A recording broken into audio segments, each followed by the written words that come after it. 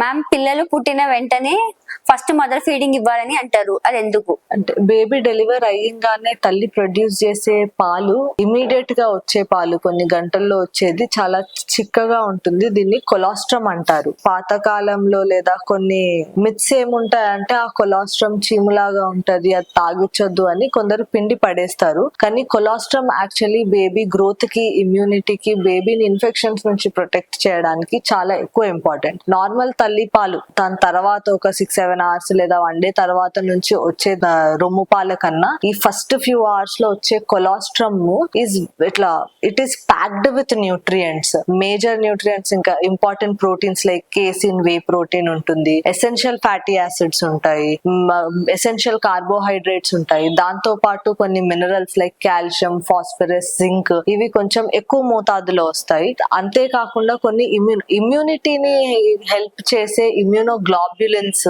ఇంకా interferons, leukotrienes, ఇవన్నీ కూడా ఆ ఫస్ట్ కొలాస్ట్రమ్ లో ఎక్కువ మోతాదులో వస్తాయి. కాబట్టి కొలాస్ట్రమ్ బేబీస్ పుట్టిన తర్వాత పట్టించడం చాలా ఇంపార్టెంట్ టు ప్రివెంట్ ఆ ఫస్ట్ ఫ్యూ డేస్ లో ఇన్ఫెక్షన్స్ రాకుండా ఆపడానికి, ఇమ్యూనిటీని తొందరగా పెంచడానికి హెల్ప్ చేస్తుంది. అంతేకాకుండా కొంచెం బేబీ డైజెషన్ కి హెల్ప్ అయ్యే కొన్ని ఎంజైమ్స్, పెరాక్సిడేసెస్, లాక్టేస్ ఎంజైమ్, ఇవన్నీ ఎంజైమ్స్ కూడా ఫస్ట్ వచ్చే కొలాస్ట్రమ్ లో ఎక్కువ మోతాదులో వస్తాయి. కాబట్టి తర్వాత పాలు అరగడానికి కూడా హెల్ప్ చేయడానికి ఎక్కువ హెల్ప్ చేస్తుంది. కాబట్టి కొలాస్ట్రమ్ చాలా ఇంపార్టెంట్ బేబీస్ కి పట్టించడం.